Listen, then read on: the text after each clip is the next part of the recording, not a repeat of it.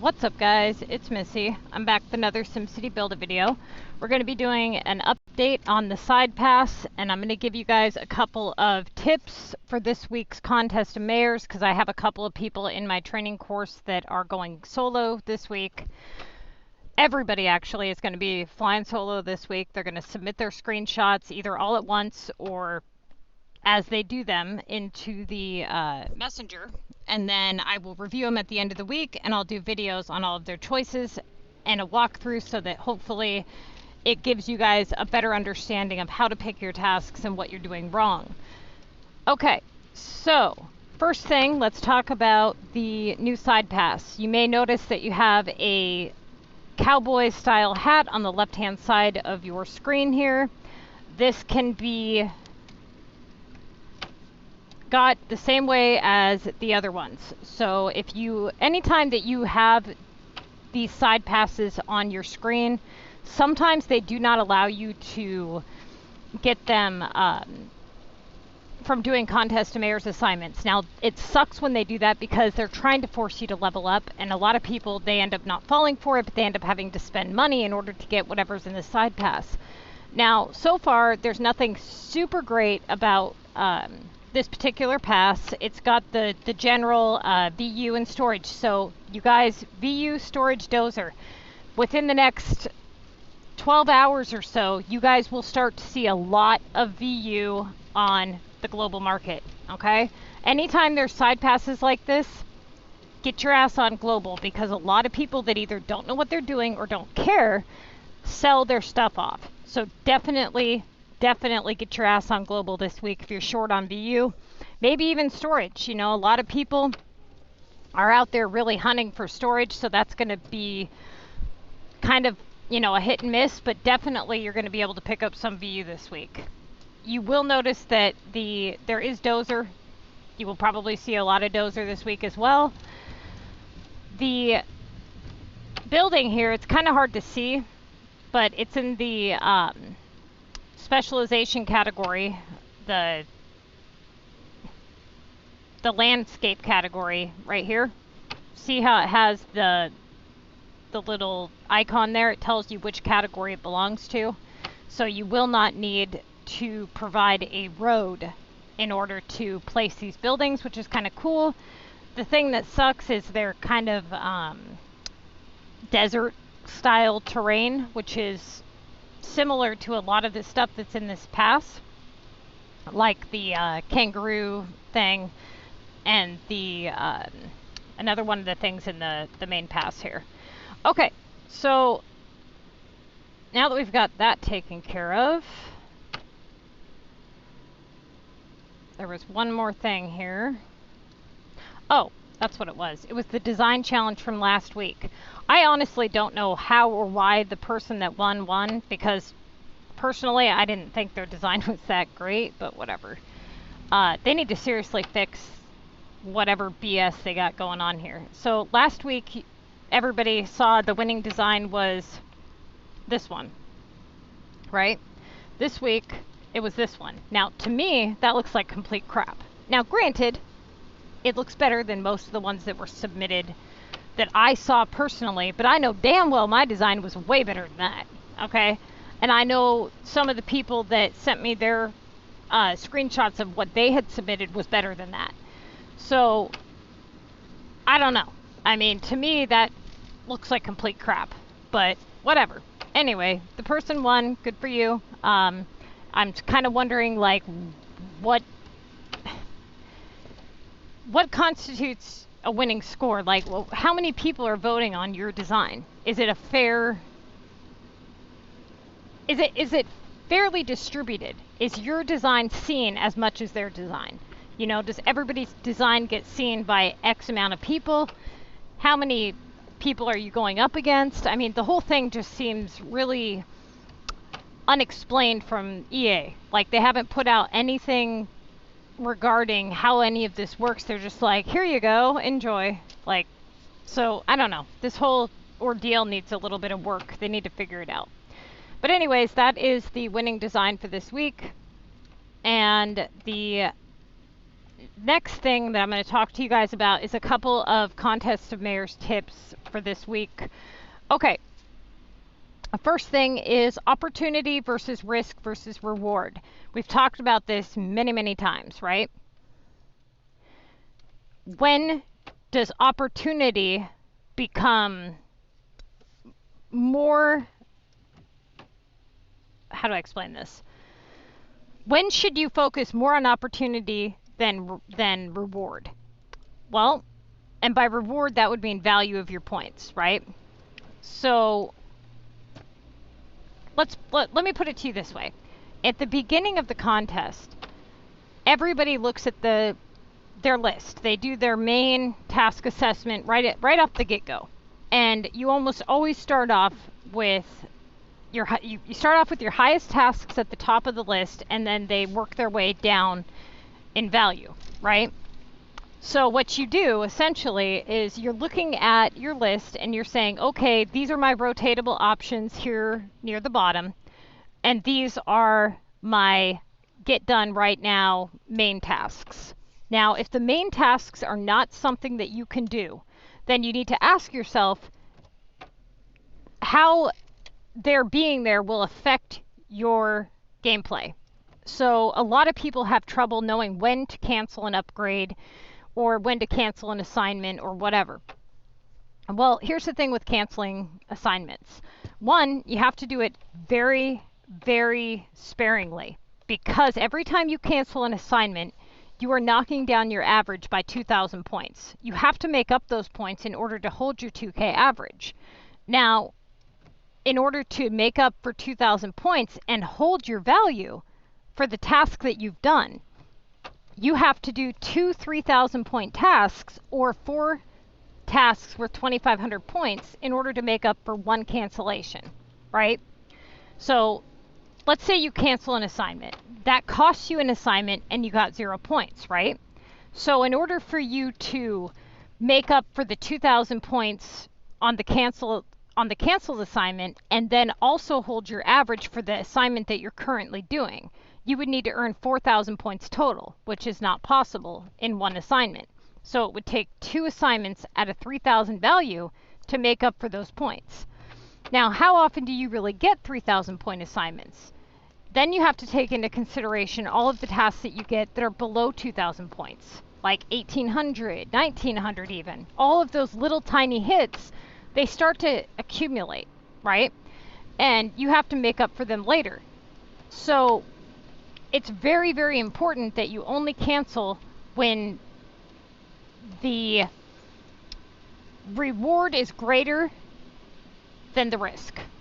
So by you allowing it to sit there, it is blocking more things from happening than if you were to cancel, okay? But how do you know when that's the case? Well, here's the thing. With upgrades, you have a couple of issues with upgrades. One, you can have so many of them in your list, okay? 2, it's what type of upgrade is it? Is it Latin and new townhome? Because those ones have the ability to be worth more than 3,000 points. Is it regular residential? Is it a design upgrade? You know, you have to look at what type of upgrade it is first.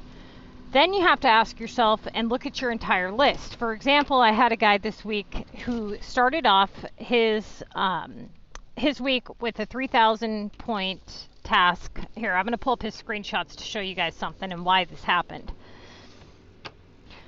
Okay, so this is the beginning of his list. So let's do a task assessment on his list. He's got a 3,600 Old Town building, right? He's got a delivery for Tokyo for 3,000 points. So that would be his next main task. He's got war deliveries for 1,500, so that's his next main task. So he's got 2 main tasks already. And then he's got a coins for 1,350. Now this is a rotatable task after all of the premiums have been rotated. Then he's got a 1,200 feed, which he's not going to be doing, so he would want to clear out his factories immediately and prep something else, something he does not have. He has ladders, and he has launch rare war attack. The monster is in a great spot. He won't need to do that for the rest of the contest. The repair is going to be one of the last things that he rotates. And the epic is also going to be one of the last things that he rotates. The very first thing that he would actually want to rotate would be that war card. Okay, war is a limited thing, and it actually has a higher chance of kicking you back a 3,000 point task. Now, here's the thing though. A lot of people will be like, oh, that didn't work out to my favor. I got a 3,000 point upgrade. But the point is the game did kick you a 3,000 point task. It's just not the one that you wanted, right? So what we want to do is we want to break his list down in category. Now, looking at his list, it's highly probable that he get a kickback of an upgrade. Why? If he cancels this upgrade, why is it more probable that he get another kickback? Because if you look at his list here, he's got airport, war, coin, production, factory production, repair, monster, war, epic. He's got a very huge variety, meaning it's really likely that he's going to get smacked with another upgrade if he cancels right this minute. What he should do is he should do the Tokyo for 3,000 because it's taking up a 3,000 value. It would give him a good start and see what he gets, but he didn't. He canceled. Okay? Now, he cancels and he got a VU. And then he did the VU and he got a 3,000 point upgrade, which he canceled. Then he got a 3,000 London upgrade, which he canceled. Then he got a 3,000 Tokyo upgrade, which he canceled. This is my point right now. Why is he continuing to cancel them if they're clearly giving him the same thing over and over? Don't do that, okay? Now he's screwed up his whole week. He's got to make up for those points. He's going to have to do 8 tasks at a 3,000 value in order for him to make up for the points that he's been screwing himself up on. Now, why would the game kick him that many upgrades? I'll tell you why. If he would have completed those upgrades, the game would not have given him those upgrades. Remember when I told you guys the game tries to level you out with points? It tries to keep you at a certain value. That's what it was doing. Because he had such a large variety and he was canceling, they kept trying to kick him back a decent task. Like, come on, add some points. Come on, add some points. Had he done the 3,000 upgrade, it would not have given him the 3,000 upgrade again. Doing a task versus canceling a task has a different effect, right? So that's why sometimes when people have those low point regular residentials for like 1,600 versus a 2,000 upgrade, I'll tell them maybe you should do that 1,600 regular residential if possible. And they're like, well, why? It could come back for 2,400 or whatever. I'm like, because the game recognizes you completing the task versus canceling it, and it's going to give you something different. It's more likely that you're going to get something different because you actually did the task versus canceled it. And so, sure as shit, usually more often than not, that's what happens. Now, in this case, he should not have canceled repeatedly. So when do you cancel upgrades? How do you cancel upgrades? Here's the thing with upgrades. You want to look at your list and make sure that you don't have a huge wide variety of stuff first and foremost. Then you have to decide how many upgrades you want to cancel and why. The next thing that you want to know is if it's just one 3,000 point upgrade, yes, you should at least make an attempt to cancel, okay? Now, let's say that you're looking at your list and you've got 2 worth 2,400 points. And that's it. You know, that's the only tasks right around that value. I would not cancel them just yet, okay? I would wait because here's the thing. You can only have so many tasks in your list worth a certain value. Right now, you have 2 of the 2,400 placements taken up. So it would stand to reason that if another upgrade did come in, it would more than likely be less than that. Not always, but more than likely. Once you've got your upgrades to accumulate up worth a low value, then you would want to cancel your high values. Now, it's tricky because sometimes what will happen is people will do that and they'll wait too long and they'll fuck up any chance of anything good coming in. So basically what you want to do is, if you follow the rule of 4 tasks worth 2,000 value or higher, try to make sure that you do not have 4 tasks worth 2,000 points or higher that you cannot do. If you have 4 tasks worth 2,000 points or higher and 2 or more are of upgrades, then you need to do a double cancellation, okay? If you only have 1 worth a high value, but you can't do the other 2, then you need to figure out what those are that you can't do, right? And why. So if it's, let's say, a war assignment or something, and you can't do it because you're not in war or the monster's not there or whatever, then you need to figure out a way to get your ass in war if you want to play competitively, right? So here's the thing. A lot of people, it really comes down to, when should you rotate in your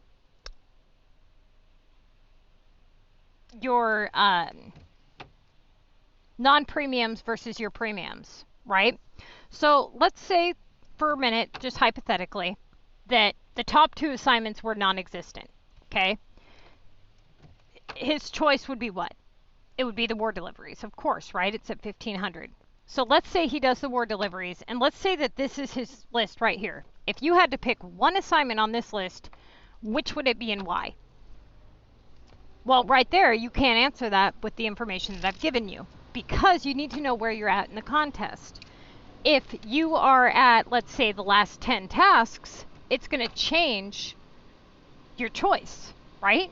If you're at the last 5 tickets, it's going to change your choice, because opportunity becomes less prevalent than reward, basically. So the first X amount of tasks, the first like 50 tasks of the contest, you're focusing on highest value with best opportunity, right? So every decision that you make, you're taking everything into consideration, and you're saying, I want to pick the assignment that offers me the best opportunity for the most value. That's what you're going for, okay? Once you've hit 10 tasks left, not tickets, 10 tasks left, that's when you need to seriously reassess your situation. Look at your average, look at your list, and you need to look at that and say, okay, I need to set this up so that I have opportunities for my tickets. I need to get all of my opportunities opened up right now. Meaning, let's say you had a 1,500 coin versus a 800 common attack. You would do the 800 common attack during that time, because you would want to be opening up all those opportunities. You can do the coins later, right? Right now you're going for opportunity. Then once you hit your tickets, then you change things around, okay? Then you say, well, now we're going more for coin, right? We're going to go for the coins because it's worth more. And right now we're trying to bank in as many points as possible. Opportunity becomes less of a desire. Okay, so like, why would you go for opportunity when you have very few assignments left? It doesn't matter if you open up opportunity, because you're not going to be able to use them, right?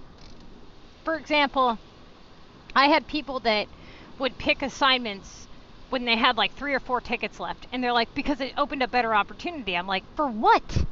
You have no assignments left. Why does it matter? You're going to get a 3,000 point task you can't do? You see what I'm saying? Like, that doesn't make sense. So right at the 10 tasks mark is when you want to start changing out opportunity. Now, normally, this used to be where a lot of people would get hit with a loop, okay?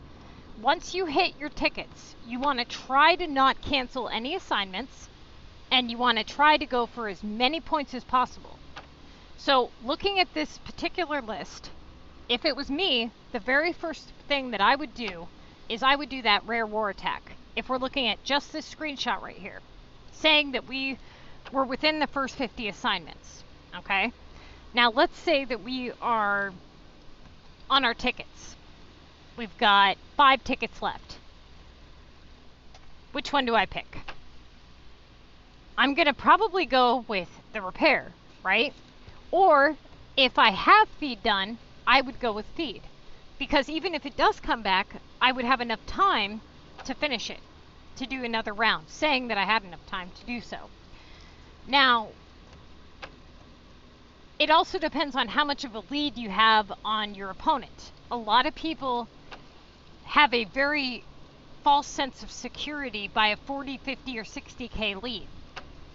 For example, I cannot tell you how many people that I've trained, they have a lead on people because they move quicker than them, right?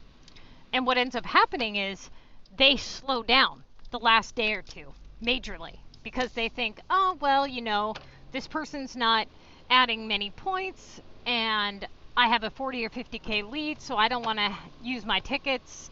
And they shorten themselves on time, but they not only do that, they also lower their chance of success for winning. Why? Because you've slowed down, they think you're out of tickets. They think they might be able to beat your score.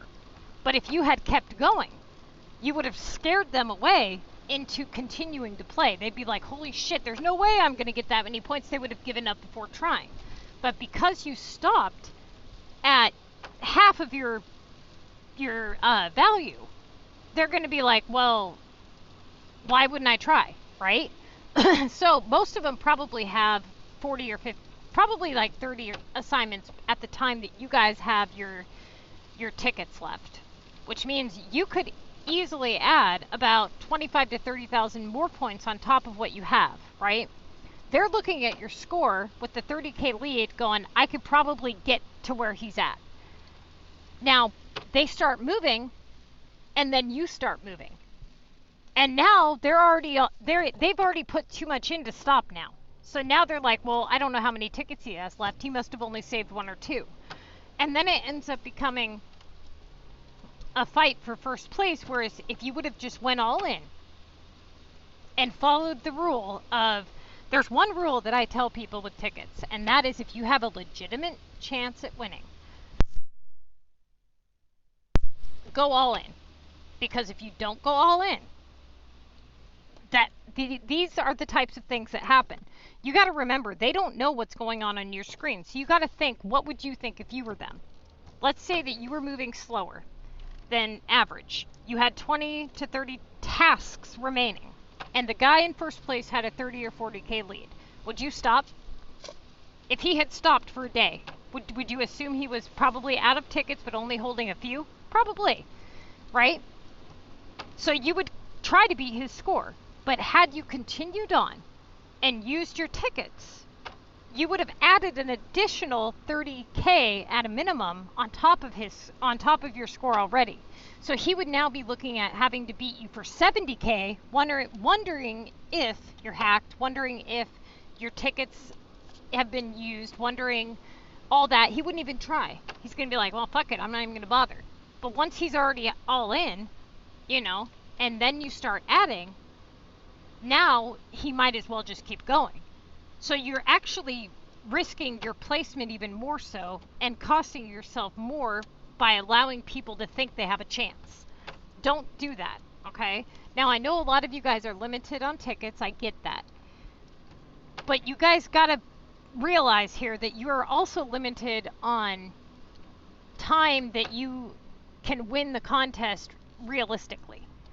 You know, you are using very limited resources, epic projects, war assignments, you know, like upgrades and things like that. It's really important that, you know, now more than ever, that you do the best that you can do and win as many times as you can before you make it really difficult to win. As you progress and run out of these limited assignments, it's going to be really hard for you guys to get wins. So you don't want to dink around the first 4 to 6 weeks of the contest and screw up all chances, right? It doesn't mean that you'll never win. It just means it's going to be harder for you later. It's really easy for you guys to win right now, so don't screw it up by trying to be greedy with tickets. Don't dink around for a day and go, oh, maybe I'll just see how well they catch up. They're going to catch up because they're going to think they have a chance. Don't let them think they have a chance. That's another reason why you want to move quickly, right? 40K is not that much. So many people are like, this person put up 40K in a day. That's not shit.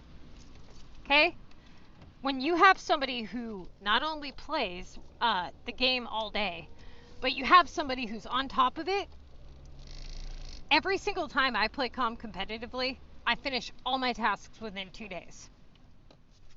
That's like 150K in 2 days. And that's a legit player. That's me just at a normal pace. It's not that unbelievable for somebody to add 20 or 30,000 points in a day.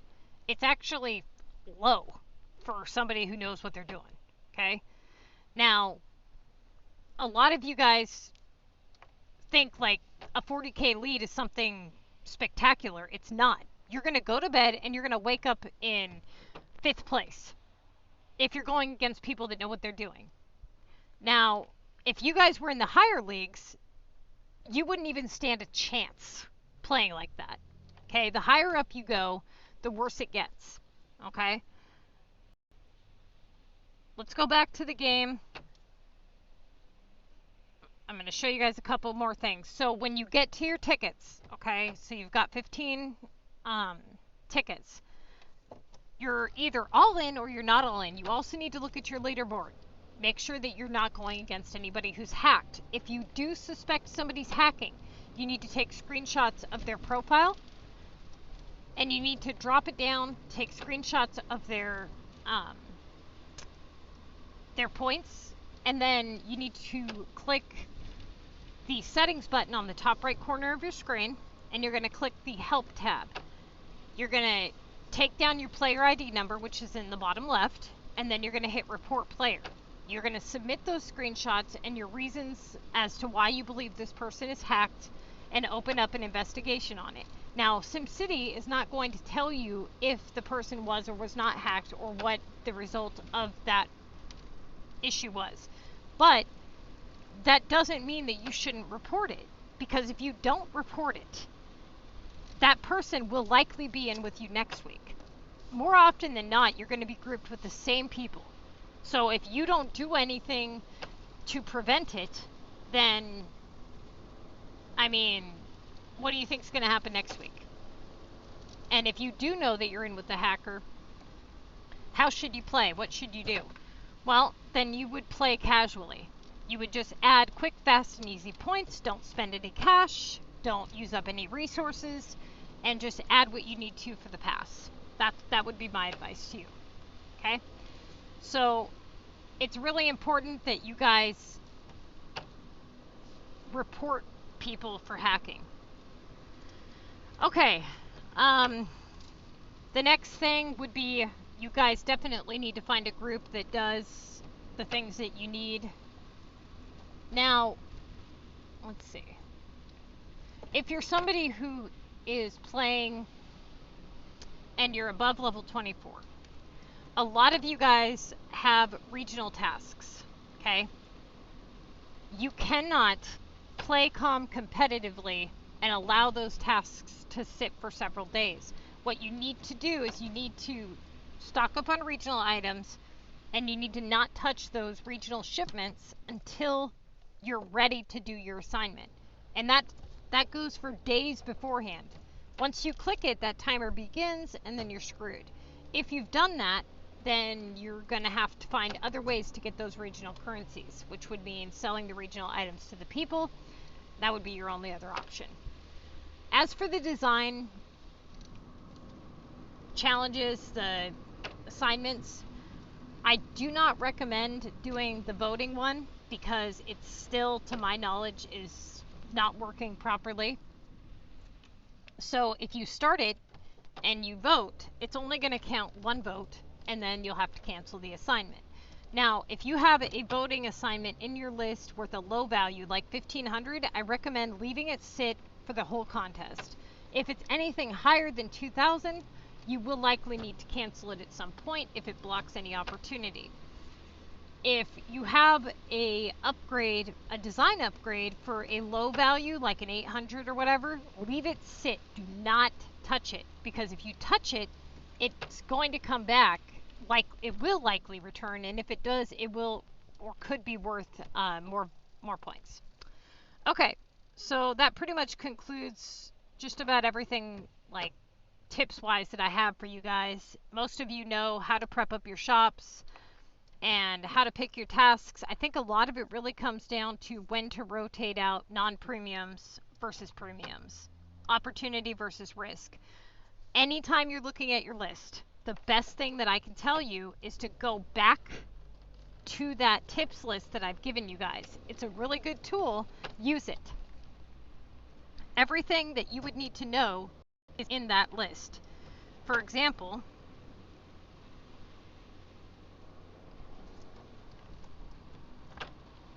and if you guys don't have access to this, it's the link for this is on our Facebook page. It's also in the description of almost every video on YouTube, on my YouTube channel, obviously. Okay, so when you guys are confused, let's say that you don't know which task to choose. Let's say you're having trouble and you've got it down to 2 different tasks, like let's say it's monster or whatever. So you would locate whatever task it is on here, and you would read what I have written here. For example, let's say that you are trying to do a repair or a keys. Which do you do? Well, right here it would say this task should be left to sit until all high premiums have been done. So check that. Have all your high premiums been done? Or if it is worth 2,000 points or higher. So even if you don't have all your high premiums, for example, let's say that you have a 1,000 rare attack versus a 2,000 VU repair. Points would trump opportunity here because you need to open up that value. So it's worth 2,000 points, you're going to get the repair done first. Okay, for example, let's say it comes down to a 2K repair versus a 1,300 chairs. You would do the repair because it holds that 2K placement. That's what it says right here in front of you. So it's giving you that answer. It says, assume that you can have 4 tasks worth around 2,000 points, leaving a 2K task to sit to open up opportunity is not advised. Okay? Meaning, allowing a 2K repair to sit to open up a better opportunity elsewhere is not a good choice. But if you had a 1980 chairs versus a repair for 2K, you would do the chairs. Why? Because the 80 points in value is worth the risk to open up better opportunity. You're taking an 80 points difference to open up better possibilities, right? That makes sense. Okay, now earn keys. This task is normally, I'll have to fix some of these typos, in your list, but takes a little longer to reappear than the VU repair, and normally comes in worth 2,000 points or better. If you have to pick between the two, you would pick keys. So how many people last week picked repair over keys when the points values were the same? Why did you do that? It says right here you should not do that. So a lot of the mistakes that people are making, the answers are right here. All you got to do is look at them. Okay? Monster. This task should be done if it's 2K or higher. That way you open up one of your limited 2K placements. This task is a pain because it's always in your list and it's stuck on a timer, right? So it's only available when the game allows it to be available to you. Make sure that you clear your stuff in time because this task comes right back and is limited. And the timer with the monster's health, right? So you got to be careful with those timers. So like if you have a 2,000 monster task and he's not there for 2 days, you'll have to wait and get that done, right? But let's say that he's there now and you have other tasks. Let's say you have like a 2,000 VU repair, 2,000 monster, and a 2,000 keys. But the monster leaves within 20 minutes. you would do the monster because you need to get it done right now. Okay? Now, right here it says, it is advised that you never do this task if it is less than 2,000 points. Under no circumstances would you do this if it's under 2,000 points. How many people did this even though it was not worth 2,000 points? Right there. If you would have listened to the rule, you wouldn't have made that mistake. There is no reason why you would do it. The only reason possible in any way, shape, or form would be if it was your very last assignment and it was the one worth the most in your list, which if it's not worth 2,000 points, it's highly unlikely that the assignment in your list is going to be, of the most value is going to be a 1,500 monster. Highly unlikely. But that would be the only exception, which, like I said, is very unlikely. Okay, production tasks. Most production tasks are less than 3,000 points, but they are considered to be premium. Okay? These tasks can pop up in multiples, but never two of the same type of production. So what does this tell you? This tells you that, for example, last week, TK had an assignment for tape. She had 5 tape assignment. Now, 5 tape makes really quickly. How many people would have prepped the 5 tape? You shouldn't do that. What she should do is have cleared out those tapes, or whatever she had prepped, and prepped something that takes longer that isn't tape, because she already knows that she has an assignment for 600 points for 5 tape. Now, she has a higher chance of getting a better assignment to come in that she could prep for. Making 5 tape can go really quickly. So, for example, let's say that you started off your week, you open up your list, and at the very bottom of the list you have a task for, let's say, 5 veggies, and it's 800 points. Would you prep the 5 veggies in the barn? No. Let's say you had veggies prepped in the barn, or let's say it was flour.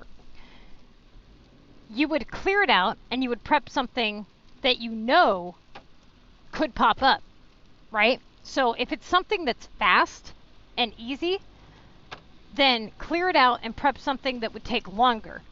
And this allows you to increase your odds of having something prepped that you could get. For example, had I got the task for the 5 tape, knowing how quickly I can make those 5 tape, I would have prepped something like spatulas, which she ended up actually getting those like 5 or 6 tasks later. Now, there was another incident a couple weeks back with one of my trainees. They had it was a task for I believe she had a task for 5 flour, and she had prepped melons. Okay, so she had 11 melons prepped, and she had gotten a task for 5 flour. So she started clearing out all of her melons and placing down flour. Why? I don't know, because they make so quickly. I just don't understand the reason for that. She would have been better off leaving the melons sit, waiting to see if she got a task for melons. And then if she did not get a task for melons, then she could make the 5 flour pretty quickly, especially if she used like a silver token. There's certain times when you want to prep the things that are in your list. For example, let's say that you've prepped caps, but you got a shoes task. Then you would start clearing them out one by one. You would pick up 1 cap, place 1 shoe, right? You want to try to keep all of your stuff that's in your list at all times prepped, so that if you get the go-ahead to do that task, it's already either being worked on or done. But if it's something super fast like that, use that opportunity to prep something else, right? Okay, now the factory productions. These seem to be a big issue for people, knowing when to do these and when not to do them. It depends on how many rounds need done, points value, and where you're at in the contest. If you're at the last 15 tickets, and depending on how much time you have left, you need to look at everything. You need to look at tasks remaining, time remaining, and then you need to ask yourself, if this assignment comes back for 2 rounds worth a decent amount of points, will I be able to do it? And if the answer is that it would cause problems for you, then you shouldn't touch it. Now, if something is worth 1,600 points or higher, it becomes in that 2K threshold, right? So anything where 1,600 points or higher, you can consider to be like a 2K task. Now, anything 2,000 to 2,500 points is really advised. You got to get that done because that really will block off quite a bit. So if you have a feed task for, let's say, 2,200, and that's the only task in your list worth that much, then you're okay to let it sit and work on other stuff. But if you have like an 1,800 cargo, a 2,200 feed, and a 2,400 Latin, and then a 1,600 upgrade, you're really pushing it. Like you don't have much room for anything to pop up. You've got to figure something out. You got to open up these opportunities. Okay, let's see. All of this stuff, like I said, is right here, you guys. It's all in this guide. If you're not able to figure it out, if you are at a point in the contest where you don't know what to do, you're stuck. You're sitting there like, which task do I choose? That is when you step back and you do your task assessment. You pull up your list and you go through it one by one, and you cross off anything that you know you're not going to do. You get it down to, 2 or 3 tasks, and then you sit there with this guide and you go through your options. You say, okay, if I choose this, this is what opens up, this is what I get. If I don't choose this, this is how it affects my game, this is what happens, this is what doesn't happen. And you select each one of your tasks. You go and you grab this guide, and you should be able to figure out which one is the right choice by doing that, okay?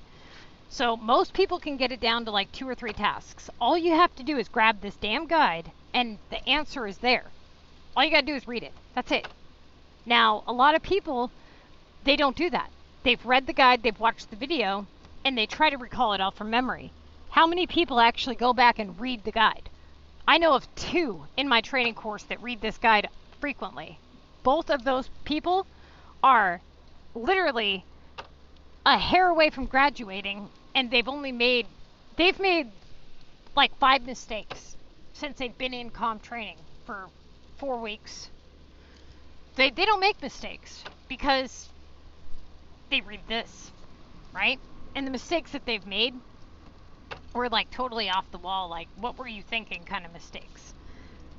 For instance, one of them was that they had done a monster that was under 2,000 because they were talking about a war task and how they couldn't do the war task, and I said, is the monster there? And I was asking in terms of them being able to do the war task, but they thought that I was asking in terms of them doing the monster task.